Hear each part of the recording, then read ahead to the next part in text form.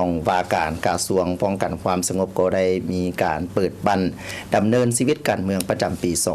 2025 วันที่ 14 พฤษภาคม 2025 ห้องว่าการกระทรวงป้องกันความสงบได้จัดกองประชุมเผยแพร่เสื่อมซึมเอกสารเปิดบั้นดำเนินชีวิตการเมืองเนื่องในโอกาสวันสั่งตั้งกำลังป้องกันความสงบครบรอบ 64 ปีให้เกียรติเข้าร่วมและเผยแพร่เสื่อมซึมเอกสารโดยสหายปุญญตวาอนุเดชคุณคำคณะประจำภาคห้องว่าการห้องเลขาคณะภาคห้องว่าการห้องหัวหน้าห้องว่าการกระทรวงป้องกันความสงบมีคณะภาคคณะห้องว่าการพร้อมด้วยสมาชิกภาค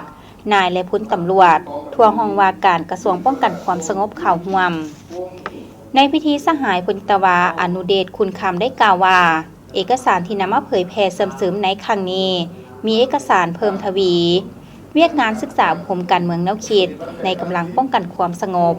เอกสารเสริมขยายถาดแทมูลเสือปฏิวัติอันสง่างามของกำลังป้องกันความสงบเอกสารจรรยาบรรณจรรยธรรมของนายและพลตำรวจเอกสารตามสกัดการและแก้ไขปรากฏการณ์ยทในกำลังป้องกันความสงบซึ่งการเผยแพร่ในครั้งนี้ก็เพื่อเป็นการเพิ่มทวีเวียกงานศึกษาผมการเมืองแนวคิดให้พนักงานสมาชิกพรรคนายและพลตำรวจภายในห้องว่าการกระทรวงป้องกันความสงบให้มีความหนักแน่นทางด้านการเมืองแนวคิดมีความรับผิดชอบต่อหน้าที่การเมืองเข้มแข็งทางด้านการจัดตั้งมีแบบแผนที่ทันสมัย